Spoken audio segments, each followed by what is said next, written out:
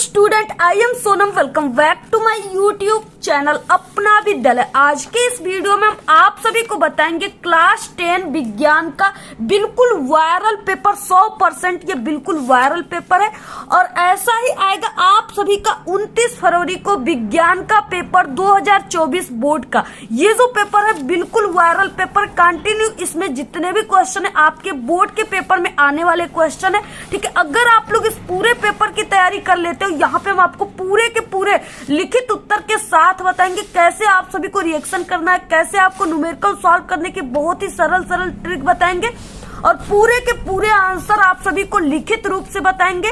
ठीक है, और अगर आप लोग इस पूरे के पूरे साइंस के पेपर की तैयारी कर लेते हो तो आप सभी का इस बार विज्ञान में 70 में 70 नंबर बिल्कुल पक्का, ये मेरी 100% गारंटी है। ठीक है, आप लोग मात्र इस पेपर को तैयार कर लो, आप लोग 29 फरवरी को साइंस के पेपर में बिल्कुल आग लगा दोगे, धुआं करके आओगे। आप सभी लोग पूरे के पूरे आंसर आप लोग छाप कराओगे।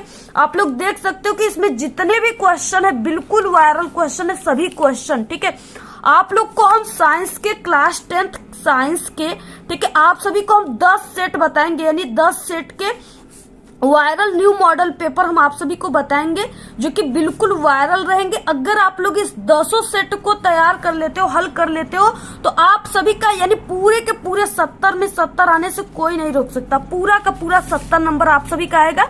ठीक है, और आपके क्लास 10 के ऑल सब्जेक्ट के हम आपको 10 सेट बताएंगे। सिर्फ आप लोग एग्जाम तक इस 10 सेट को तैयार कर लोगे। आज ये साइंस का जो है पहला सेट है।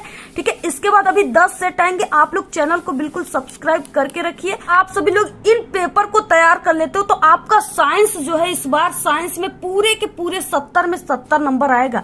तो आप लोग सबसे पहले देखिए इस वीडियो को लाइक कर दीजिए, चैनल पे नए तो चैनल को सब्सक्राइब करके आप लोग बेल आइकन को जरूर प्रेस कर दीजिए और इस वीडियो को आप लोग अपने सभी दोस्तों में शेयर कीजिएगा। बिल्कुल 29 फरवरी का ये वायरल पेपर है। ठीक है, यही पेपर आएगा और कमजोर छात्र भी अगर इस पेपर को तैयार कर लेते हैं तो वो भी साइंस में टॉपर बन जाएंगे। ठीक है, ये मेरी 100% गारंटी। सिर्फ इतना ही आपको साइंस में पढ़ना, अभी तक कुछ नहीं पढ़े तो सिर्फ इस पेपर को तैयार कर लो। बाकी आपका 70 में 70 ना आया तो देख लेना आप लोग। ठीक है, और यहाँ पे देखिए सबसे पहले अनुक्रमांक और ये नाम, ये बिल्कुल रियल पेपर की तरह ही है और यहाँ पे 809 और AE। ठीक है, ये जो संकेतांक है ये बिल्कुल वायरल संकेतांक है और इस संकेतांक का पेपर सबसे ज्यादा सभी जिलों में हर साल आता है। ठीक है, आप लोग बिल्कुल नोट कर लीजिए। और यहाँ पे आपको इसमें समय 3 घंटे 15 मिनट का मिलेगा। पूरा का पूरा सॉल्यूशन हम आप सभी को इस क्लास 10 साइंस के पेपर का बताने वाले। सबसे पहले निर्देश है 15 मिनट प्रश्न पत्र को पढ़ना है। बाकी इसमें 2 खंड है, खंड अ खंड ब। ठीक है, साइंस के आपके 3 पार्ट हैं, तीनों पार्ट से ऑब्जेक्टिव आएंगे, सब्जेक्टिव क्वेश्चन आएंगे, यानी आपके फिजिक्स केमिस्ट्री बायोलॉजी। ठीक है, और बाकी OMR सीट पे आपको 20 ऑब्जेक्टिव क्वेश्चन का आंसर देना है। ठीक है, और यहाँ पे देखिए सबसे पहले आता है खंड अ जिसमें बहुविकल्पी क्वेश्चन है। बहुत ही मेहनत से इस पेपर को बताने वाले हैं आप सभी को। ठीक है, और यहाँ पे देखिए उपखंड क है सबसे पहले की क्वेश्चन है। यहाँ पे पहला ऑब्जेक्टिव क्वेश्चन है, स्वस्थ आंख का निकट बिंदु होता है। 4 ऑप्शन है, 25 सेमी। ठीक है, और यहाँ पे 50 सेंटीमीटर, 100 सेंटीमीटर और अनंत। तो यहाँ पे देखिए स्वस्थ आंख का जो निकट बिंदु होता है वो 25 सेंटीमीटर होता है। ठीक है, ऑप्शन नंबर यहाँ पे फर्स्ट राइट है। नेक्स्ट है यहाँ पे दूसरा क्वेश्चन, एक उत्तल दर्पण की फोकस दूरी 20 सेमी है, उसकी वक्रता त्रिज्या होगी। ठीक है, यानी यहाँ पे F बराबर जो है 20 सेमी दिया हुआ है और यहाँ पे R बराबर जो है क्वेश्चन मार्क। ठीक है, आप सभी लोग फॉर्मूला जानते हो कि क्या होता है, F बराबर होता है R/2। ठीक है, इसी पर आप लोग इसको रख दोगे, मान आ जाएगा। यहाँ पे F का मान दिया, R का मान नहीं दिया, इस सूत्र को पक्षांतर कर दीजिए आप लोग। ठीक है, तो यहाँ पे R बराबर, और ये जो है 2 भाग में है तो ये R बराबर हम निकालेंगे तो ये 2 जो है इसके गुणे में हो जाएगा। ठीक है, तो यहाँ पे क्या हो जाएगा, R बराबर यहाँ पे हो जाएगा F × 2। ठीक है, तो यहाँ पे F का मान कितना है, यहाँ पे 20 दिया हुआ है और इंटू यहाँ पे 2, तो यहाँ पे R बराबर कितना हो गया, इसका इसमें कर दोगे तो 40 सेंटीमीटर। ठीक है, तो इस तरीके से ऑप्शन नंबर कौन सा राइट हो जाएगा, ऑप्शन सी राइट हो जाएगा। ठीक है, इसके बाद देखिए नेक्स्ट क्वेश्चन है प्रतिरोध का मात्रक है। देखिए कितना भी क्वेश्चन है इसमें, सभी बिल्कुल वायरल क्वेश्चन है।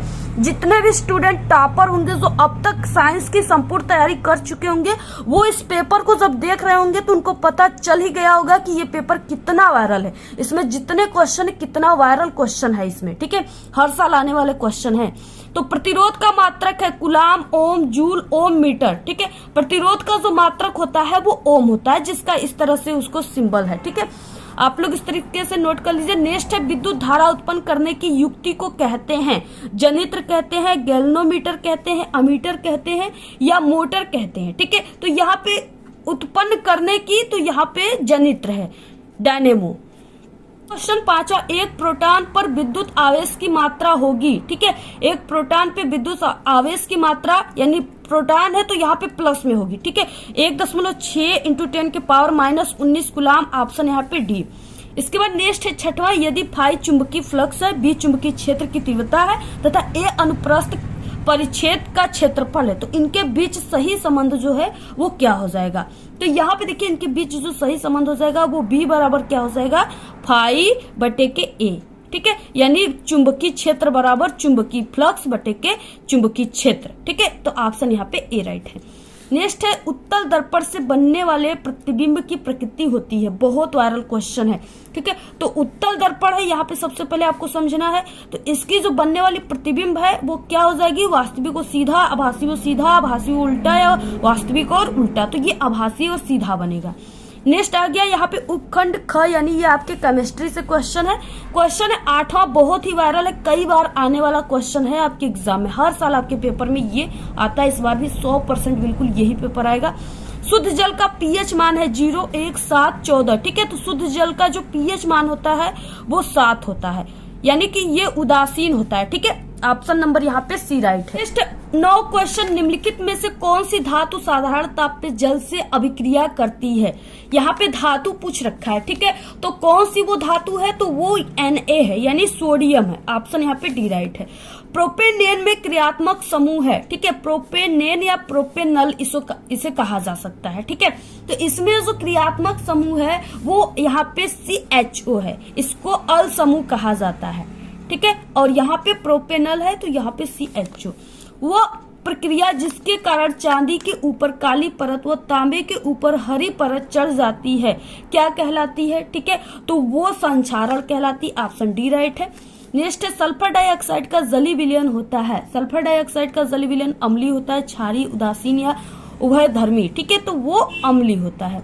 निम्न में से कौन सी धातु अम्ल से हाइड्रोजन विस्थापित करती है, ठीक है, तो यहाँ पे क्या है, वो जिंक है, यानी Zn, इसको इस तरह से भी लिखा जा सकता है Zn, जिंक, ठीक है। नेक्स्ट आ गया उपखंड ग। जितने क्वेश्चन सभी बिल्कुल वायरल है और आप लोग देखिए बहुत ही मेहनत से पूरे के पूरे सॉल्यूशन के साथ इस वीडियो को हम आपको बताएंगे। आप लोग इस वीडियो पे 1000 लाइक प्लीज आप लोग जरूर कीजिएगा, बहुत ही मेहनत लग रहा है इस पेपर को बनाने में, ठीक है। अगर 1000 लाइक इस वीडियो पर आ गए तो समझिए आपको क्लास 10th के ऑल सब्जेक्ट के 10 सेट के वीडियो आएंगे। अगर आप लोग सिर्फ उतना तैयार कर लिए तो बिल्कुल आप लोग टॉपर बन जाओगे, ठीक है, क्योंकि ये जितने भी पेपर है आप लोग समझिए कि प्रीवियस ईयर्स पेपर की हम आप सभी को तैयारी करा रहे हैं, सभी बिल्कुल वायरल पेपर की तरह है, ठीक है। पूरे के पूरे क्वेश्चन इसी पेपर में से आएंगे। हमारे जो 10 सेट है, 10 सेट की आपको हर एक सब्जेक्ट के 10 सेट पूरे के पूरे उत्तर के साथ बता देंगे। आप लोग सिर्फ उतना तैयार करके चले जाना, एग्जाम देने पूरे के पूरे आंसर छाप के आओगे आप लोग। पादक में जाइलम उत्तरदायी, बहुत वायरल क्वेश्चन है, ठीक है। तो जाइलम का जो कार्य होता है, ये जाइलम जो होता है, पादक मतलब कि पेड़ पौधे, ठीक है, पेड़ पौधे में जो जड़ें होते हैं उसमें जाइलम पाए जाते हैं, यानी ये छोटे छोटे धागे के नुमा होता है जिसमें छिद्र होता है, जिससे जल जो होता है वो सोर्स से यानी पृथ्वी से पौधे के जो जड़े होते हैं वो पानी को पत्ते तक पहुंचाते हैं, ठीक है। तो ये जाइलम का कार्य होता है वो जल का संवहन करना। ऑप्शन ए राइट है। नेक्स्ट है यहाँ पे गर्म जल प्राप्त करने के लिए हम सौर जल तापक का उपयोग किस दिन नहीं करते हैं, ठीक है, किस दिन नहीं करते हैं, तो यहाँ पे बादलों वाले दिन, क्योंकि जो यहाँ पे सौर जल तापक है वो सूर्य से चलता है, ठीक है, धूप से चलता है, गर्म चीजों से चलता है। तो जिस दिन बादल रहेंगे आकाश में उस दिन थोड़ी ना वो करेगा, ठीक है, काम नहीं करेगा, तो इसलिए ऑप्शन यहाँ पे बी राइट है। नेक्स्ट है 16 मस्तिष्क उत्तरदायी है। मस्तिष्क किसके लिए उत्तरदायी? देखिए सभी के लिए, ठीक है, सोचने के लिए भी है और यहाँ पे ये हृदय स्पंदन के लिए भी है, शरीर का संतुलन बनाने के लिए भी है और इन सभी यानी इनमें से सभी के लिए है।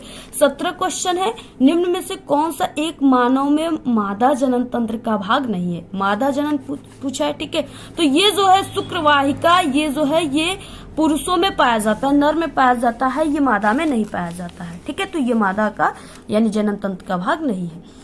यकृत स्रावित करता है, ठीक है, यकृत जो है क्या स्रावित करता है? लार, जठर रस, पीत रस, अग्नाशय रस, ठीक है, तो यकृत जो है वो पीत रस का स्रावित करता है। ऑप्शन यहाँ पे सी राइट है, बहुत वायरल क्वेश्चन। उसके बाद 19 क्वेश्चन है, लसिका में नहीं पाए जाते हैं, ठीक है, क्या नहीं पाए जाते हैं?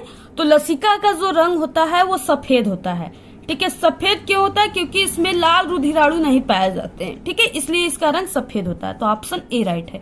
20 क्वेश्चन है, मानव में भ्रूण को पोषण मिलता है, यानी कि जो मानव में, ठीक है, यानी जो गर्भाशय में, ठीक है, बच्चे पलते हैं माँ के, उनको कैसे उनकी विकास होता है, ठीक है, उनको भोजन कौन देता है? तो उनको भोजन जो है वो प्लेसेंटा देता है, ठीक है, ऑप्शन यहाँ पे बी राइट है। इसके बाद नेक्स्ट आ गया यहाँ पे खंड ब, वर्णनात्मक प्रश्न में आ गया उपखंड क। सबसे पहले क्वेश्चन क्या है, बहुत ही वायरल क्वेश्चन है, स्वच्छ किरण आरेख के द्वारा एक अवतल दर्पण के सम्मुख स्थित वस्तु के प्रतिबिंब के निर्माण को प्रदर्शित कीजिए जब वस्तु की स्थिति, ठीक है, 2 है यहाँ पे, दर्पण की वक्रता केंद्र पर है, तो यहाँ पे 4 नंबर का है, 2 नंबर आपको ये वाला आप लोग किरण आरेख दिखाओगे तो मिलेगा, 2 नंबर इस पे, 4 नंबर का क्वेश्चन है, ठीक है। दर्पण के ध्रुव फोकस के मध्य हो, जब वस्तु की स्थिति यहाँ होगी तो कैसे किरण आरेख बनेगा, ये आप सभी को क्वेश्चन में पूछा है, ठीक है। तो चलिए किरण आरेख कब बनाते, कैसे आप सभी को बनाना एग्जाम में, जिससे आपको पूरे के पूरे नंबर मिले, एक भी नंबर आपका न कटे। तो देखिए पहला क्या है यहाँ पे कि जब दर्पण की वक्रता केंद्र पर हो तब आपको कैसे बनाना है, ठीक है। और यहाँ पे सबसे पहले कि इस क्वेश्चन में अवतल दर्पण बोला है, ठीक है, यानी सभी क्रिया अवतल दर्पण पे ही कराई जाएगी। तो यहाँ पे देखिए सबसे पहले कि अवतल दर्पण जो कैसे बनता है, तो अवतल दर्पण इस तरह से बनता है और यहाँ पे इसको इस तरह से कलई किया जाता है, ठीक है, परावर्तन के लिए, अपवर्तन के लिए। अब यहाँ पे क्या है, जब यहाँ पे हमने मान लीजिए कि ये वक्रता केंद्र है, यहाँ पे क्या है, ये वक्रता केंद्र है, इस तरीके से यहाँ पे भी आप लोग लिख सकते हो वक्रता केंद्र। अब वस्तु जब वक्रता के दर्पण की वक्रता केंद्र पर है, तो यहाँ पे यानी वस्तु को हमने इस तरह से रखा हुआ है। अब यहाँ से क्या करना है, इसके जब भी किरण आरेख डालना है तो वस्तु के ऊपर इस सिरे से डाला जाता है, ठीक है। तो यहाँ से हमने क्या किया, किरण आरेख को डाला, ऐसे एरो भी आपको दिखाना है। अब ये क्या हुआ कि दर्पण से टकराने के बाद ये मुख्य फोकस है इस बिंदु पर, तो ये मुख्य फोकस से होकर चला जाता है। इसके बाद देखिए दूसरा किरण जो है हमने इस तरीके से इस वस्तु के ऊपरी सिरे से दूसरा किरण ये मुख्य फोकस पे हमने डाला, ठीक है। अब ये क्या हुआ, दर्पण से टकराने के बाद ये मुख्य अक्ष के क्या हो गया, समानांतर हो गया, ठीक है, मुख्य अक्ष के क्या हो गया, समांतर हो गया। और जहां पे ये दोनों किरणें आपस में काटेंगी उसी जगह वस्तु का क्या हो जाएगा, प्रतिबिंब बन जाएगा। तो ये किरणें कहाँ पे काटी, यहाँ पे काटी, तो इस तरह से वस्तु का प्रतिबिंब यहाँ पे बन गया और ये वक्रता केंद्र पर ही वस्तु का प्रतिबिंब बन गया, ठीक है। और ये जो प्रतिबिंब है ये क्या बन गया, वास्तविक बना है लेकिन उल्टा बना है, ठीक है। और ये बिंब के समान आकार का, यानी ये जितना बड़ा वस्तु था उसी आकार का उतना ही बड़ा प्रतिबिंब भी बना है, ठीक है। तो इस तरीके से हो गया पहला। और दूसरा क्या है, देखिए दर्पण के जब वस्तु दर्पण के ध्रुव और फोकस के बीच रखा हो तब कैसे बनेगा प्रतिबिंब, ठीक है। अब ये अवतल दर्पण ही है, अवतल दर्पण में वस्तु यहाँ पे देखिए ये क्या है, ये फोकस हो गया, यानी यहाँ पे दर्पण फोकस और ये पोल हो गया, ठीक है, ध्रुव हो गया यहाँ पे इस बिंदु पे। अब ये वस्तु को इन दोनों के बीच में हमने यहाँ पे वस्तु को रख दिया, बी ए वस्तु को हमने रखा।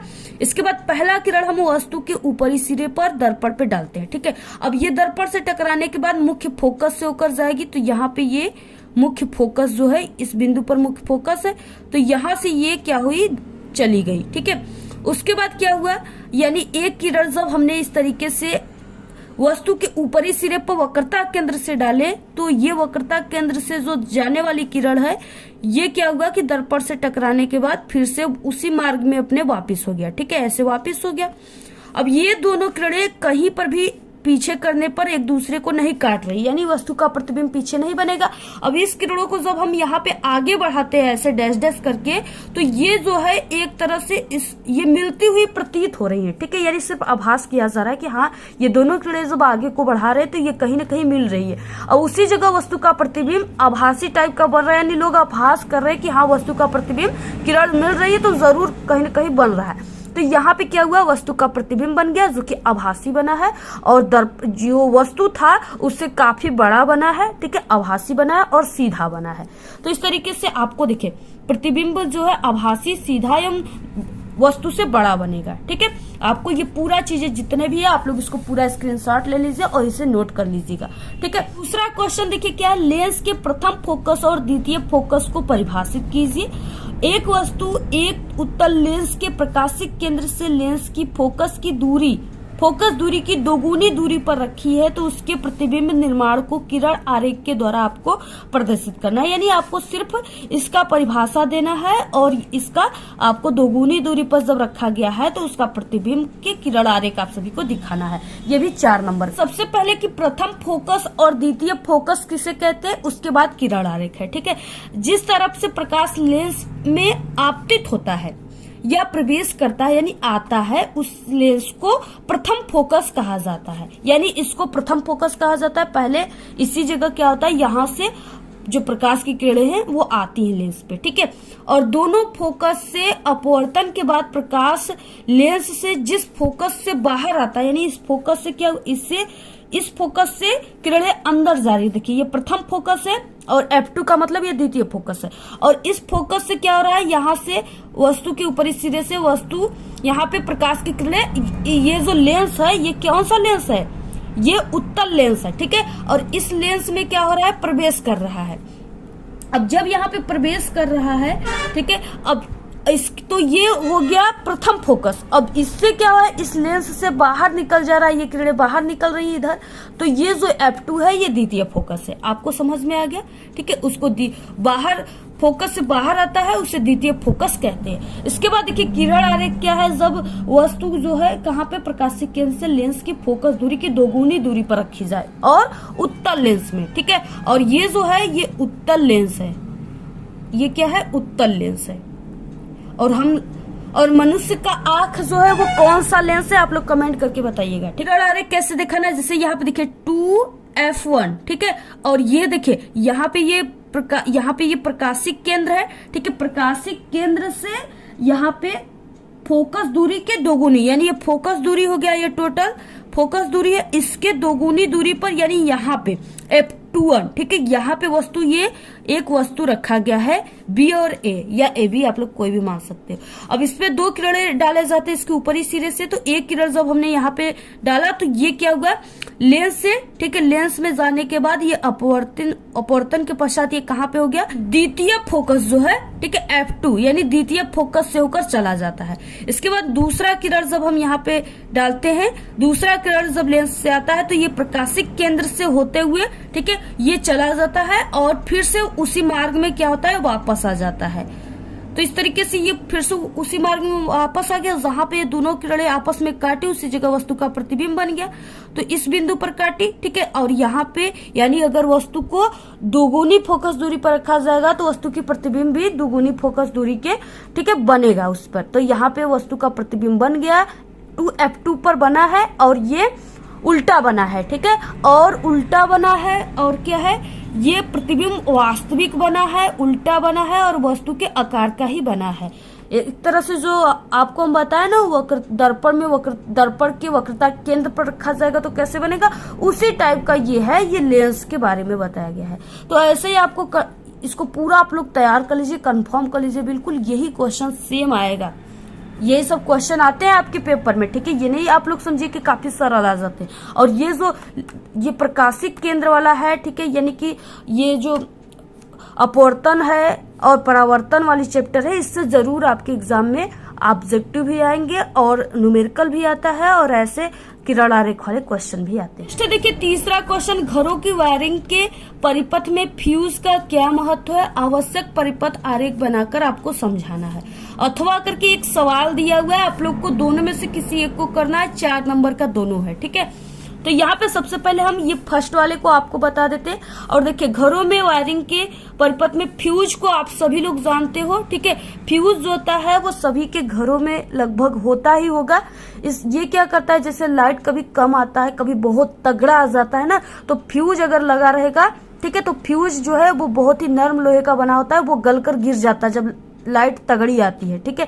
जिससे आपके घरों में जितने भी उपकरण हैं, जैसे टेलीविजन हो गया, टीवी, ठीक है, और जैसे फ्रीज, कूलर, ये सब जो हो गए, ये सब अगर तगड़ी लाइट आएगा ना तो फ्यूज गल कर गिर जाता है, जिससे वो उपकरण जलने से बच जाते हैं, ठीक है। तो फ्यूज का यही महत्व होता है। अब तो यहाँ पे देखिए विद्युत परिपथ में फ्यूज एक सुरक्षा युक्ति के रूप में कार्य करता है, ठीक है। जब कभी घरों में बिजली की डोरी के दोनों तार विद्युत रोधी आवरण हट जाते हैं, यानी जो तार होता है उस पे काले कलर का जो एक परत चढ़ा होता है ना, प्लास्टिक का टाइप का, रबर टाइप का, तो वो जब हट जाता है, ठीक है, हट जाने के कारण एक दूसरे से छू जाते हैं, यानी दोनों एक प्लस माइनस वाले किरण, दोनों जो वो है तार है, वो अगर एक में सट जाएंगे तो साट कर जाता है।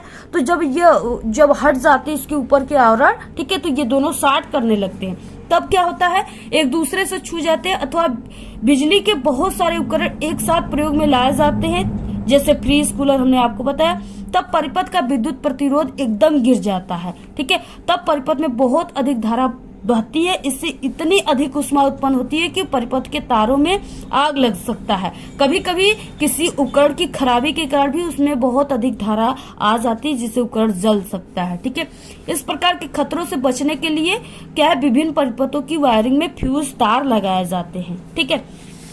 अब देखिए जैसे यहाँ पे परिपथ आपको भी बनाना था किरण आरेख, तो किरण आरेख आपको कैसे बनाना है, यहाँ पे देखिए इस तरीके से क्या है, ऐसे परिपथ बनाना है, और यहाँ पे एक जैसे यल है और एक एन, दो तार है। इस तार में यहाँ पे क्या है, यहाँ पे आपको फ्यूज लगाना है, ठीक है। इस तरीके से फ्यूज लगाया जाता है, बहुत ही नर्म लोहे का लगा हुआ है, और बाकी ये आपका उपकरण है, यानी यहाँ से पूरे घरों में लाइट जाता है, ठीक है, तार जाते हैं।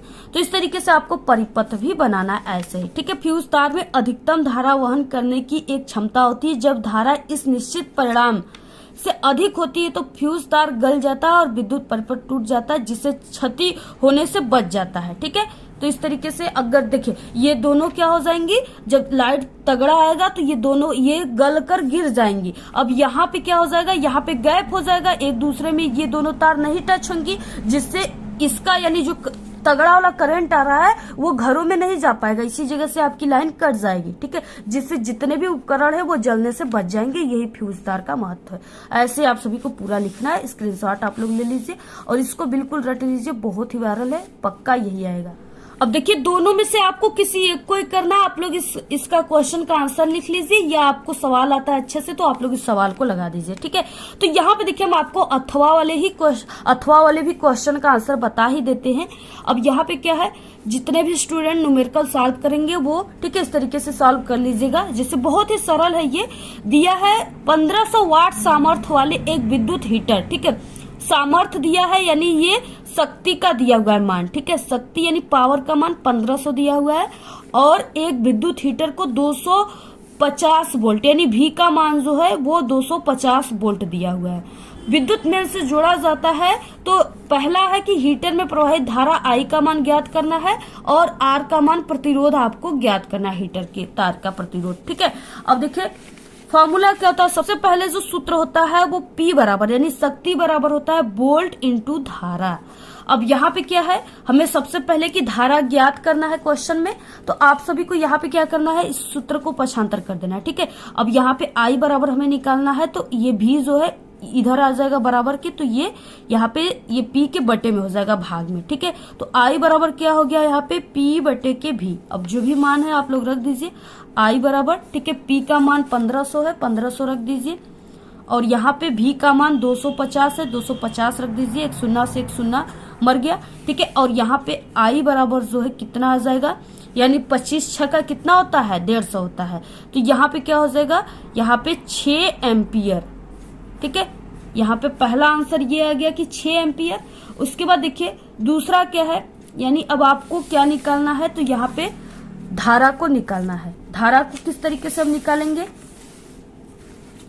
तो यहाँ पे देखिए सूत्र जो होता है आर बराबर भी का स्क्वायर बटे के पी होता है। ठीक है, अब यहाँ पे क्या हो गया, यानी आर का मान जो है हमें निकालना है, भी का स्क्वायर यानी भी का मान यहाँ पे 250 दिया है, इसको 2 बार रख देना है, तो यहाँ पे 250 इंटू 250 बटे पी का मान जो था वो 1500 था। ठीक है, इस तरीके से 1500 था। अब देखिए यहाँ पे एक शून्य से एक शून्य कट गया, एक शून्य से एक शून्य कट गया। ठीक है, तो इस तरीके से देखिए यहाँ पे एक शून्य से एक शून्य कट गए। ठीक है, इसके बाद 25 हम क्या होता है 625 और यहाँ पे 15 बचा। ठीक है, तो यहाँ पे जब हम यहाँ पे 15 का किसमें देंगे, इसमें भाग देंगे तो कितना आ जाएगा मान, देखिए 15 चौके कितना होता है 60 होता है। ठीक है, तो यहाँ पे 15 चौके यानी 4 बार गया 60। अब यहाँ पे 2 इसमें आ गया। ठीक है, फिर उसके बाद 15 का जो है 25 में कितने बार जाएगा, एक बार, 15 एकम 15 हो जाएगा। ठीक है, इसके बाद 10 बचा। अब यहाँ पे 10 का जो है नहीं जाएगा, यानी कि 15 35 या 45 चौके 60 25 75 छक्का 90। ठीक है, यानी 6 बार जाएगा और दशमलव बढ़ जाएगा, आर बराबर 41.66 ओम आ जाएगा। ठीक है, यहाँ पे इतना आंसर आ जाएगा। आप लोग पूरा इसका स्क्रीनशॉट ले लीजिए, ऐसे ही आपको लगाना है। उसके बाद देखिए 6 नंबर वाला क्वेश्चन आ गया और ये अथवा करके, यानी आप लोग सवाल लगाइए या आप सभी लोग इन दोनों क्वेश्चन का आंसर लिखिए। ठीक है, अथवा है, दिए गए परिपथ में 10 वोल्ट के एक आदर्श बैटरी से जुड़ा है, ज्ञात करना है आपको। यहाँ पे 3 दिया हुआ है। ठीक है, 3 पॉइंट आपको ज्ञात करना है। ये यहाँ पे चित्र दिया है, इसी को आपको देख करके पहला कि ए और बी के मध्य आपको प्रतिरोध ज्ञात करना है। ठीक है, पहले में ए वो बी के मध्य आपको क्या करना है, प्रतिरोध ज्ञात करना है। प्रतिरोध को बहुत ही सरल तरीका हम आप सभी को बताएंगे, आप लोग बिल्कुल इसको सॉल्व कर लोगे। तो सबसे पहले देखिए ए और बी के बीच बोला है, तो यहाँ पे ए और बी के बीच कितने यहाँ पे क्या है प्रतिरोध जुड़े हैं, तो एक 4 ओम का जुड़ा है, एक 2 ओम का। ठीक है, जब इसको हम ऐसे फैलाएंगे तो ये दोनों श्रेणी क्रम में जुड़े। श्रेणी क्रम में जो सूत्र लगेगा वो देखिए आर डैश बराबर क्या हो जाएगा, R1 प्लस R2। अब यहाँ पे दोनों को इस तरीके से R1 का मान यहाँ पे 4 ओम प्लस यहाँ पे R2 का मान 2 ओम, टोटल ये आर डैश बराबर कितने हो जाएंगे, 6 ओम हो जाएगा। ठीक है, आर डैश बराबर 6 ओम। तो ये हो गया यानी पहला। इसके बाद इसमें ए और बी का बीच के प्रतिरोध पूछा है।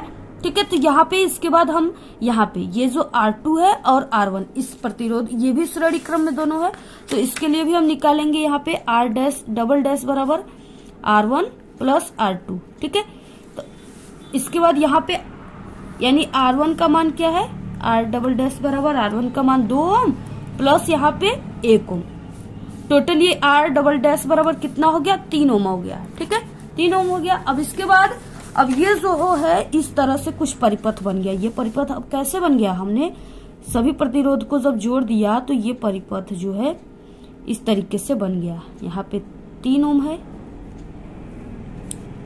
और यहाँ पे ए वो बी है। अब ये परिपथ यानी कि सिर्फ ये इस तरह से बन गया, आप लोग समझिए ऐसे ऐसे। ठीक है, ऐसे ये बन गया और ये जो है यहाँ पे 6 ओम आया हुआ है, तो ये 6 ओम हो गया और आर डबल डैश का मान यहाँ पे 3 ओम आया, तो 3 ओम हो गया। ठीक है, इस तरह से ये परिपथ बन गया। पहले ये परिपथ ऐसे था, तो इसके बाद देखिए अब यहाँ पे क्या हो जाएगा, ए और बीच के पूरे प्रतिरोध को पूछा है पहले, तो ए और बी के पूरे प्रतिरोध को आपको निकालना होगा। ठीक है, तो यहाँ पे अब ये दोनों प्रतिरोध ये किस तरह से हो गए, ये दोनों समांतर क्रम में हो गए। ठीक है, एक दूसरे के समांतर है, इस तरीके से ऐसे समांतर है, तो ये दोनों समांतर में अब हो गए। अब देखिए इसको कैसे आपको सॉल्व करना है। समांतर के लिए आपको सूत्र लगाना है, आर डैश वो आर डबल डैश दोनों प्रतिरोध जो है समांतर क्रम में है। ठीक है, समांतर क्रम 60 में हम लिख रहे हैं, आप लोग लिख लीजिएगा। तब देखिए तुल्य प्रतिरोध जो है क्या हो जाएगा, तो तुल्य प्रतिरोध यानी 1 के आर बराबर 1 के आर डैश प्लस 1 के आर डबल डैश। ठीक है, यही समांतर क्रम सूत्र होता है। अब इस पे रख देना आपको 1 के आर बराबर यानी 1 के आर डैश का मान क्या था, यहाँ पे 1 आर डैश का मान 6 ओम, तो यहाँ पे 6 प्लस यहाँ पे आर डबल डैश का मान 3 ओम, तो यहाँ पे 1 के 3, तो यहाँ पे 1 आर बराबर क्या हो जाएगा, यहाँ पे हम इसका 6 ले लेते हैं एलसीएम, ठीक है। और यहाँ पे 6 कम 6 प्लस 3 दूना के 6, तो यानी यहाँ पे 3/6, ठीक है। 3 एक कम 3, 3 दूना के 6, ठीक है। तो यहाँ पे R बराबर जो हो जाएगा वो 2 ओम आ जाएगा, R बराबर 2 ओम आ जाएगा, ठीक है। तो इस तरीके से ये 2 ओम आ गया। अब यहाँ पे क्या हो जाएगा, अब दूसरा क्वेश्चन में क्या बोला था, दूसरे पॉइंट में था कि आपको परिपथ में धारा ज्ञात करना है, कुल धारा ज्ञात करना है। तो सबसे पहले देखिए परिपथ में आपको कुल प्रतिरोध निकालना होगा, ठीक है। क्योंकि एक प्रतिरोध जो है यहाँ पे भी जुड़ा हुआ है, तो इसको आपको क्या पूरे प्रतिरोध को निकालना है। तो दूसरे में हो जाएगा परिपथ का कुल प्रतिरोध,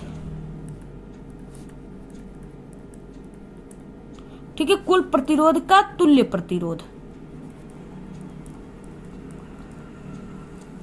तुल्य प्रतिरोध। अब यहाँ पे क्या हो जाएगा R, ठीक है। R इक्विलेट बराबर क्या हो जाएगा R प्लस 3 ओम, यानी ये R जो हमने यहाँ पे जो 2 ओम निकाला है और उसके बाद 3 ओम का प्रतिरोध जो यहाँ पे जुड़ा है, तो यहाँ पे जो R निकाले हैं 2 है, तो यहाँ पे क्या हो जाएगा 2 ओम प्लस यहाँ पे 3 ओम, टोटल ये R इक्विलेट बराबर कितना आ गया यहाँ पे 5 ओम, ठीक है। यानी कुल प्रतिरोध है 5 ओम है। अब इसके बाद देखिए परिपथ में धारा निकालना था, इसके बाद यहाँ पे हो गया परिपथ में धारा I, ठीक है। तो यहाँ पे देखिए सूत्र क्या हो जाएगा, परिपथ में धारा I बराबर, यानी I बराबर क्या हो गया V बटे के R इक्वल, ठीक है। तो यहाँ पे क्या हो गया I बराबर धारा बराबर V का मान जो है, यानी V का मान कितना है, तो यहाँ पे V का मान हमें ज्ञात करना है। अब देखिए यहाँ पे V का मान जो है कितना है, 10 वोल्ट दिया हुआ है V का मान, वोल्ट का मान, तो यहाँ पे 10 रखना है और बटे के यहाँ पे R इक्वलेट जो है 5 आया है निकल कर, तो यहाँ पे क्या हो जाएगा, ठीक है, यहाँ पे 5 हो जाएगा। तो I का मान कितना हो गया, यहाँ से I का मान 2 एम्पियर हो गया, ठीक है। I का मान 2 एम्पियर हो गया। अब इसके बाद तीसरा क्वेश्चन में क्या है कि A और B के मध्य आपको विभवांतर ज्ञात करना है, यानी V का मान ज्ञात करना है। अब देखिए क्या हो जाएगा यहाँ पे तीसरे में A ओ B के बीच यानी मध्य विभवांतर, बहुत ही जल्दी में आपको बता रहा है, ठीक है। इस तरह से ऐसे हमने लिख दिया, आप लोग इसको अच्छे तरीके से लिख लीजिएगा। तो V बराबर क्या हो जाएगा I इंटू R। अब इससे आप लोग रख दीजिए V बराबर I का मान अभी हमने निकाला है 2 एम्पियर, 2 और यहाँ पे इंटू R का मान जो है, R का देखिए R इक्वलेट का मान नहीं पूछा, R का मान पूछा है, ठीक है। R का मान यानी सिर्फ A और B के मध्य हमें निकालना है। यहाँ पे क्वेश्चन में क्या था, A और B के मध्य सिर्फ हमें निकालना है विभवांतर का मान, ठीक है। तो हम इस प्रतिरोध को नहीं लेंगे, सिर्फ इन्हीं प्रतिरोध को जितना जोड़ने पर आया, यानी जितना तुल्य प्रतिरोध आया उसको लेंगे। तो यहाँ पे R का मान सिर्फ लेंगे, तो R का मान 2 है, तो यहाँ पे हो जाएगा 2। V बराबर कितना हो गया 4 वोल्ट, ठीक है। तो इस तरह से इसका आंसर हो गया। आप लोग ऐसे ही पूरा लिख लीजिएगा, आप लोग इसका स्क्रीनशॉट ले लीजिए जैसे भी हमने अब सॉल्व किया है। आई होप कि आपको समझ में आ गया होगा और ऐसे आपको कोई भी नहीं समझाएगा। जितने भी हम आपको पेपर बता रहे वो 100% बिल्कुल रियल है, ठीक है। और जितने भी हमारे अलावा आपको यूट्यूब पर पेपर मिल रहे हैं वो सभी फेक हैं, ठीक है। क्योंकि देखिए अगले साल स्टूडेंट ने हमारे चैनल से जितने भी स्टूडेंट पढ़े थे उसने कमेंट किया था कि 100% मैम आपका ही पेपर आया था, और जितने स्टूडेंट हमारे चैनल से नहीं पढ़े थे दूसरे यूट्यूब चैनल का पेपर देखे थे, ठीक है, वो फेल हो गए थे या उनके कम नंबर आए थे। और वो सभी लोग जितने भी चैनल से पढ़े थे कमेंट भी हमारे चैनल पे किए थे, ठीक है। इसलिए हम कहते हैं कि आप लोग जो हमारा चैनल है वो बिल्कुल गारंटेड है, ओरिजिनल चैनल है, नंबर 1 चैनल है। आप लोग हमारे चैनल से अगर पढ़ोगे तो आप लोग कमजोर स्टूडेंट हो फिर भी हमारे तरीकों को फॉलो करते हो, हमारे क्वेश्चन को दिए हुए याद करते तैयार करते हो, तो 100% आप लोग कम समय में भी अच्छे नंबर ला दोगे, ठीक है। तो इस तरीके से आप लोग पूरे क्वेश्चन को तैयार कर लीजिए। अब देखिए नेक्स्ट क्वेश्चन इसमें क्या है, नेक्स्ट यहाँ पे क यानी इसमें अथवा है, आप लोग इस सवाल को लगाइए या यहाँ पे 2 क्वेश्चन है उसको आप लोग कीजिए, ठीक है। किसी अंतरिक्ष यात्री को आकाश काला क्यों दिखाई देता है, बहुत ही अच्छा क्वेश्चन है ये भी। इसका देखिए आंसर क्या हो जाएगा, आंसर क्या आप लोग इसको नोट कर लीजिएगा। अंतरिक्ष यात्री आकाश में उस ऊंचाई पर होते हैं जहां वायुमंडल नहीं होता है, ठीक है, और न ही वहां पे कोई प्रकीर्णन हो पाता है, इसलिए उन्हें आकाश जो है नीला नहीं बल्कि उन्हें काला दिखाई देता है, काला प्रतीत होता है। आप लोग इसको नोट कर लीजिएगा। नेक्स्ट क्वेश्चन है 4 मीटर फोकस दूरी वाले अवतल लेंस की क्षमता ज्ञात करना है। अब देखिए अवतल लेंस है तो इसमें जो फोकस दूरी है वो माइनस में रखा जाएगा, यानी -4 यहाँ पे दिया हुआ है।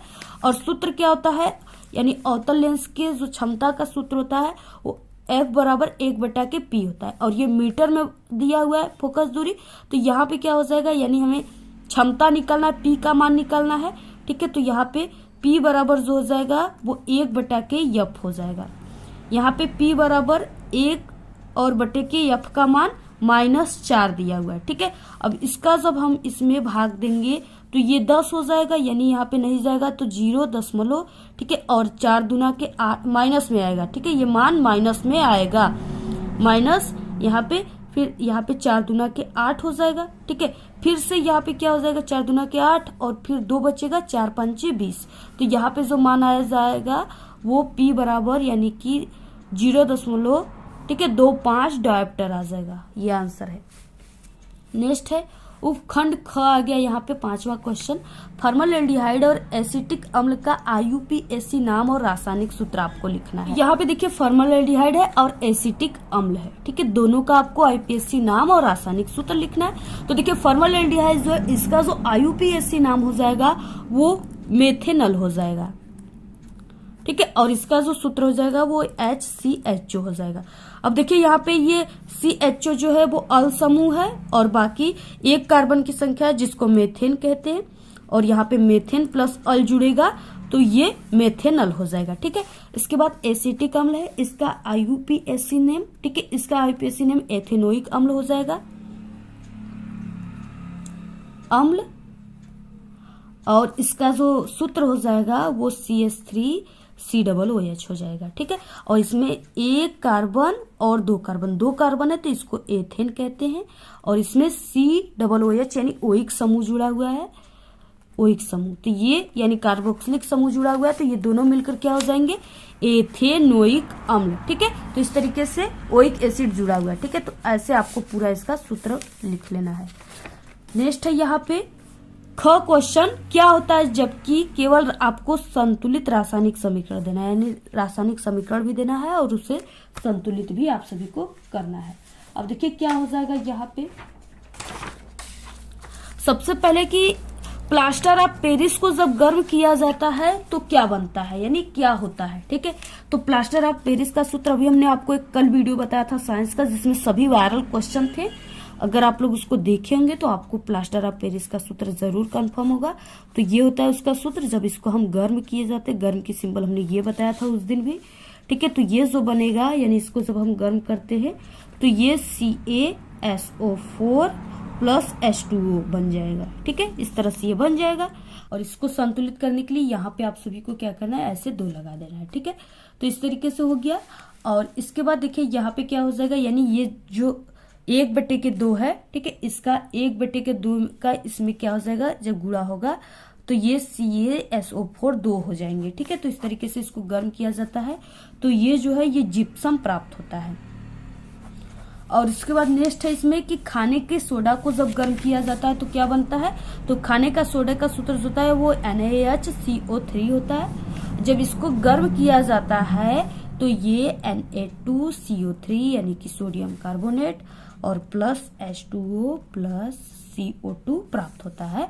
और यहाँ पे Na2 लिखे हमने, यानी सोडियम की संख्या 2 है तो आपको इधर 2 लगा देना है, बाकी ऐसे ही सेम रन करना है, ठीक है। इस नेक्स्ट क्वेश्चन है, देखिए इतने मेहनत से बता रहे हैं आपको, आप लोग जरूर लाइक कीजिएगा, ठीक है, वीडियो को, और अपने सभी दोस्तों में भी शेयर कीजिएगा। खनिज तथा अयस्क की परिभाषा देना है और आपको उदाहरण देना है, ये 4 नंबर का क्वेश्चन है। देखिए यहाँ पे क्या हो जाएगा, पहले कि खनिज किसे कहते हैं, तो धातुओं के वे यौगिक जिसमें क्या होता है, धातु की मात्रा बहुत ही कम होती है तथा पृथ्वी के अंदर मिट्टी व अन्य अशुद्धियों के साथ पाए जाते हैं, उसे खनिज कहते हैं। जैसे जब हम जैसे कोई पृथ्वी है, ठीक है, उसमें से जब सोने को निकालते हैं या चांदी को या डायमंड को, ठीक है, ये सब को निकालते हैं तो सोना की मात्रा जो उसमें 10% रहती है, बाकी उसमें अशुद्धियां जो होती है, ठीक है, वो 90% अशुद्धियां रहती है। तो उन्हें वो ये दोनों मिला करके, ठीक है, जो यानी 100% जो भी हमने चीजें को निकाला पृथ्वी के अंदर वो खनिज है। यानी उसमें सिर्फ हमें जो तत्व है वो सिर्फ 10% है, बाकी 90% अशुद्धियां है, ठीक है, सभी उसमें चिपके होते, मिले होते, उसको खनिज कहते हैं। और जब खनिज से धातु को शुद्ध रूप में प्राप्त करना है कठिन है, ठीक है, इसको कठिन कई तरह से सांद्रण के द्वारा इसको प्राप्त किया जाता है, इसमें से सोना को अलग किया जाता है। उदाहरण जैसे अभ्रक है, ठीक है, और फेल्सपार है, लिमोनाइट है, आदि है। अब और यहाँ पे अयस्क क्या है? अब देखिए, जब हम इस अशुद्धियों को निकाल कर अलग कर देते हैं और जो भी कीमती चीजें उसे अलग कर लेते हैं, ठीक है, तो जो कीमती चीजें है उसे अयस्क कहते हैं। धातु के वे यौगिक जिनमें धातु की पर्याप्त मात्रा होती है अयस्क कहलाता है, ठीक है, यानी धातु की पर्याप्त मात्रा होती है, अशुद्धियों की नहीं होती, उसे अयस्क कहते हैं। और अयस्क से धातुओं को शुद्ध रूप में आसानी से प्राप्त किया जा सकता है, ठीक है। उदाहरण हो जाएगा एल्यूमिनियम के अयस्क, और यहाँ पे कार्योलाइट, और यहाँ पे बॉक्साइट, एल्यूमिनाइट, ठीक है, एल्यूमिनाइट। इस तरीके से आपको पूरा ऐसे तैयार कर लेना है। 7वां क्वेश्चन है, निम्न पर आपको संक्षिप्त टिप्पणी लिखना है, ठीक है। संतृप्त तथा असंतृप्त हाइड्रोकार्बन यानी कार्बनिक यौगिक, सजातीय श्रेणी, साबुन तथा अपमार्जक की निर्मल अभिक्रिया, ठीक है, ये कितने नंबर का है? यानी यहाँ पे ये 5 नंबर के है टोटल, और इसके बाद इसके अथवा करके यहाँ पे 4 नंबर, यानी ये 4 नंबर का, 4 नंबर अथवा करके दिया हुआ है, ठीक है। तो आप लोग देखिए, ये वाले क्वेश्चन के सभी आंसर को हमने बता चुका है। आप लोग हमारे साइंस के पेपर हमने बताया हुआ है, ठीक है, एक वायरल पेपर 2-3 सेट हम बता चुके, तो उस पेपर में आप लोग देखोगे, उस पेपर को भी तैयार कर लीजिए, सभी वायरल है, तो उसमें आप लोग देखोगे तो ये सभी का आंसर हमने बताया, वहां से तैयार कर लीजिएगा। बाकी आपको दोनों में से किसी एक को ही करना है, तो यहाँ पे हम आपको अथवे वाला क्वेश्चन का आंसर आपको बता ही देते। यहाँ पे है कि एथेनोइक अम्ल की निम्नलिखित अभिक्रियाएं लिखी, यानी एथेनोइक अम्ल से आपको एस्टीकरण प्राप्त करना है, ठीक है, यानी एथेनोइक अम्ल से आपको एस्टीकरण प्राप्त करना है, और यहाँ पे NaOH के साथ इसका अभिक्रिया कराना है, और NaHCO3 के साथ आपको इसका अभिक्रिया करना है, इसके बाद Na2CO3 के साथ अभिक्रिया कराना है, ठीक है। और इस एथेनोइक से आपको सबसे पहले कि एस्टीकरण अभिक्रिया कराना है, ठीक है। तो यहाँ पे देखिए क्या हो जाएगा, सबसे पहले CH3COOH, ये एथेनोइक का सूत्र है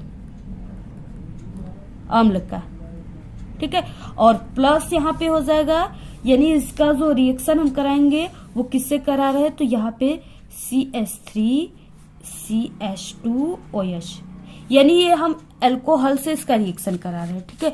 और क्योंकि हमें यहाँ पे सिर्फ ये रिएक्शन करने के लिए नहीं बोला, सिर्फ एथेनोइक, ठीक है, और यहाँ पे एथेनोइक है, और इसमें किससे कराना ये नहीं बोला गया है, आपको एस्टीकरण प्राप्त करना ये बोला गया है, ठीक है। तो अब हमें किससे रिएक्शन कराना है, जिससे हमें एस्टीकरण का जो सूत्र है वो यहाँ पे, इसको आप लोग इस तरीके से भी लिख सकते हो, CH3COOC2H5, ठीक है, ये चीजें हमें प्राप्त हो। तो यहाँ पे आपको अल्कोहल को आप लोग C2H5OH ऐसे भी लिख सकते हो, ठीक है।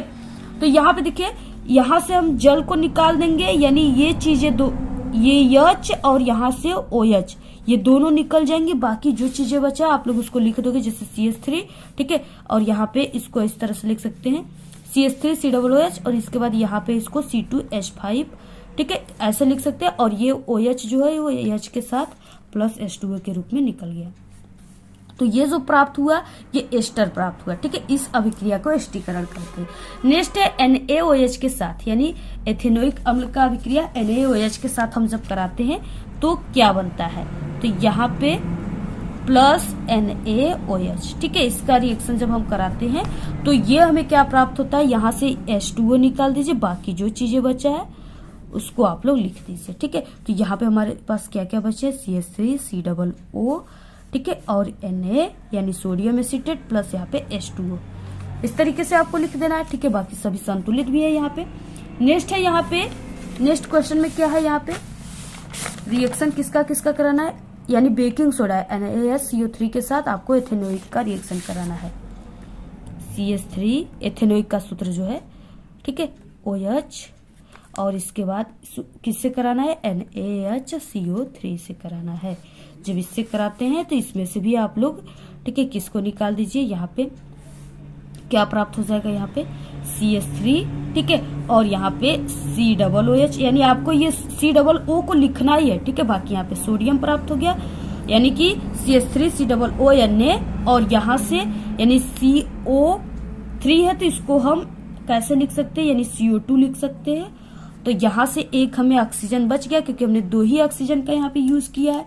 तो एक ऑक्सीजन जब यहाँ पे बच गया, और यहाँ पे क्या बचा है, यहाँ पे इस तरीके से ये बचा है, H बचा हुआ है, ठीक है। H यहाँ पे बचा है, H एक ठो यहाँ पे बचा है, एक ऑक्सीजन यहाँ पे बचा है, तो यहाँ पे प्लस H2O निकल गया। और इसके बाद नेक्स्ट क्या है, नेक्स्ट आपको किससे कराना है, तो Na2CO3 के साथ आपको एथेनोइक अम्ल का रिएक्शन कराना है, CH3COOH प्लस Na2CO3, इसके साथ रिएक्शन कराएंगे तो ये क्या क्या बनेंगे, तो CH3, सबसे पहले कि आपको वही लिखना है, CH3COONA, ठीक है, प्लस H2O और प्लस CO2, ठीक है। और यहाँ पे क्या है, CH3, यानी कि यहाँ पे 2 सोडियम की संख्या 2 है, तो यहाँ पे आप सभी को सोडियम की संख्या 2 यहाँ पे भी करना होगा, तो यहाँ पे आप लोग 2 लगा दीजिए। और बाकी अगर हमने यहाँ पे 2 लगा दिया तो CH3COOH का भी संख्या 2 हो गया, तो यहाँ पे आप लोग 2 लगा दीजिए, ठीक है। तो इस तरीके से ये पूरा संतुलित हो गया, और आपको ऐसे ही पूरा रिएक्शन करना है।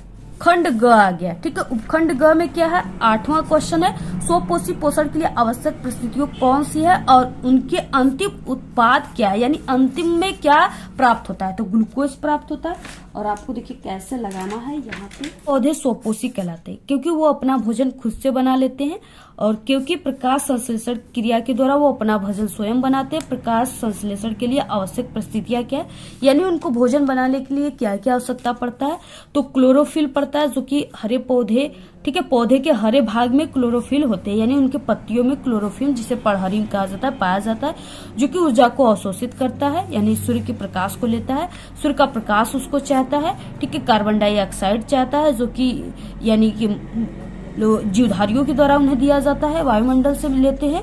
और जल पौधे जड़ों के द्वारा भूमि से प्रकाश संश्लेषण की क्रिया को संपन्न कराते हैं, ठीक है।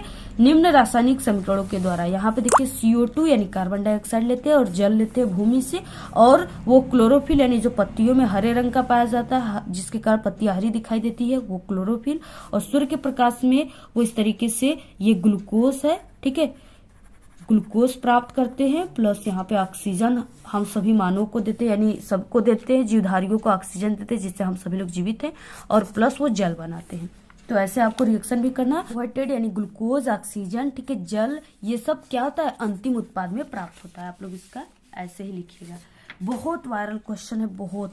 मानव में भीषण के कार्यों का आपको उल्लेख करना है, 2 नंबर का क्वेश्चन है। तो यहाँ पे देखिए क्या हो जाएगा, मानव के शरीर में भीषण संख्याओं में 2 होते हैं, ठीक है, जो शरीर के बाहर त्वचा की एक थैली भीषण कोश में स्थित होते हैं। भीषण के निम्नलिखित कार्य, भीषण में जो है शुक्राणु होते हैं, स्पर्म होते हैं, जो लैंगिक जनन की क्रिया में सक्रिय भाग लेकर भावी पीढ़ी को जन्म देने में सहायक होते हैं, ठीक है। टेस्टोस्टेरोन, ठीक है, नामक हार्मोन उत्पन्न होता है, जो मानव शरीर में द्वितीय जनन लक्षणों को स्थापित करने के लिए उत्तरदायी होता है। तो इस तरीके से भीषण का कार्य है, आप लोग इसको ऐसे ही लिख लीजिएगा। नेक्स्ट है यहाँ पे छुई मुई पादक में गति तथा मानव टांग में होने वाली गतियों में आपको अंतर लिखना है। ये कितने नंबर का है, 4 नंबर का है, ठीक है। तो इस तरीके से है, आप लोग इसका स्क्रीनशॉट ले लीजिएगा। एक छुई मुई का पौधा होता है, जिससे आप लोग छुओगे ना, टच करोगे तो वो क्या हो जाएगा, अपनी पत्तियों को झुका लेती है, यानी वो बहुत सिकुड़ कर डंडी के आकार का हो जाती है, ठीक है। तो यहाँ पे छुई मुई पादक में गति और तंत्रिका क्रियाविधि, यानी मानव के टांगों में। तो पौधे में तंत्रिका उत्तक तथा पेशी उत्तक नहीं होते, इसलिए उनमें तंत्रिका पेशियां नियंत्रण नहीं होता है, ठीक है। टांग की गति तंत्रिका पेशी नियंत्रण में होता है। पत्तों में गति उनकी आकृति में परिवर्तन से होती है, और जो उनकी कोशिकाओं में पानी की मात्रा में परिवर्तन से होती है।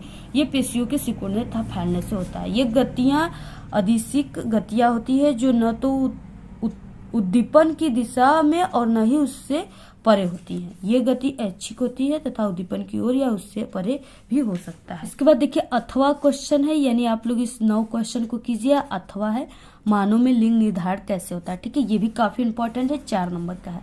10वां क्वेश्चन है, ओजोन परत की क्षति हमारे लिए चिंता का विषय क्यों है, इस क्षति को सीमित करने के लिए क्या कदम उठाया जाए, ठीक है। ओजोन परत देखिए जो है वो पराबैंगनी किरणों से क्षय हो रहा है, ठीक है, उसको यानी उसको कम करने के लिए सरकार ने कई नियम लगाए हुए हैं।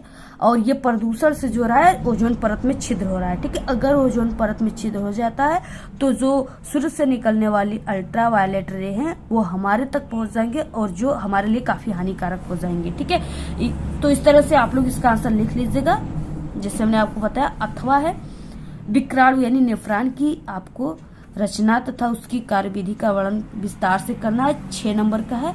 अथवा आप लोग पादप में यानी पेड़ पौधे में जल और खनिज लवणों के वहन कैसे होता है उसको आपको लिखना है, 6 नंबर का है, ठीक है। तो यहाँ पे आप सभी लोग ये वाले क्वेश्चन का आंसर क्या हो जाएगा आप लोग इसको पूरा नोट कर लीजिए और पूरा स्क्रीनशॉट आप लोग ले लीजिए। और ठीक है, यानी कि जल का जो सहन होता है वो जाइलम के द्वारा होता है, इस तरीके से आपको लिखना है।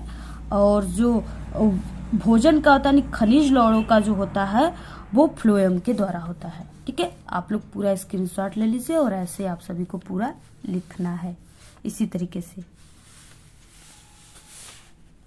तरह से ये है साइंस का आपका पेपर जो कि हम आपको पहला सेट अभी बताए हैं, ठीक है। सेट नंबर 1 है और ऐसे ही आपको 10 पेपर बताएंगे। अगर 10 सेट को आप लोग सॉल्व कर लेते हो तो आपका पूरे के पूरे 70 नंबर आ जाएगा, ठीक है। और आपको अलग से कुछ भी इंपॉर्टेंट क्वेश्चन देखने की जरूरत नहीं है, सिर्फ आप लोग ऐसे इन मॉडल पेपर को सॉल्व कर लो, 100% आपका पूरा का पूरा नंबर आ जाएगा। और सिर्फ आप सभी को हमारे चैनल का ही सॉल्व करना है, क्योंकि 100% हम आपको रियल क्वेश्चन रियल पेपर बताते हैं। और हमारे जितने भी क्वेश्चन है आप लोग यानी पर क्वेश्चन 10 आप लोग सेट तैयार कर लेते हो, यानी हमारे अगर एक पेपर को आप लोग तैयार करते हो तो आपका 70 में, ठीक है, 40 और 50 नंबर तो बिल्कुल पक्का ही है हमारे सिर्फ पेपर का। तो आप लोग तैयार कर लीजिए, जितने भी हम आपको पेपर बताएंगे सभी बिल्कुल वायरल पेपर रहेंगे। और क्लास 10 के आपको किस पेपर की वीडियो चाहिए आप लोग कमेंट करके बताइए। बाकी पहले से भी हम और पेपर बता चुके, अगर जितने स्टूडेंट अभी तक उन पेपर को नहीं सॉल्व किए तो आप लोग प्लेलिस्ट में है जरूर सॉल्व कर लीजिएगा, प्लेलिस्ट भी बनाए। अगर आप लोग किसी भी विषय में कमजोर हो, सब्जेक्ट में कमजोर हो, आपकी तैयारी नहीं हुई है तो हमारे चैनल पे सभी विषय में पास होने की भी ट्रिक है बिना पढ़े, जो कि 100% बिल्कुल रियल है और आपके एग्जाम में काम करता है, वर्क करता है। तो आप लोग इस वीडियो के लास्ट में प्लेलिस्ट दिखेगा, उस पर क्लिक करके देख लीजिएगा। और बाकी अगर आप सभी को इस पेपर की पूरी पीडीएफ चाहिए तो आप लोग हमारे टेलीग्राम चैनल को ज्वाइन कीजिए, उसका लिंक आपको इस वीडियो के डिस्क्रिप्शन में मिल जाएगा, ठीक है। वहां से आप सभी लोग डाउनलोड कर लीजिएगा इस पेपर को और आप लोग इस पेपर को जरूर शेयर कीजिएगा। और कितने स्टूडेंट इस पेपर को शेयर किए हैं और लाइक किए हैं कमेंट करके बताइएगा, हम आपको जरूर रिप्लाई देंगे, ठीक है। आज के इस वीडियो में सिर्फ इतना ही। आपको ये वीडियो कैसा लगा? अगर वीडियो पसंद आए तो एक बड़ा सा लाइक कर दें, चैनल पे नए तो सब्सक्राइब करके आप सभी लोग बेल आइकन को जरूर प्रेस कर दें। Thanks, all the very best, bye bye.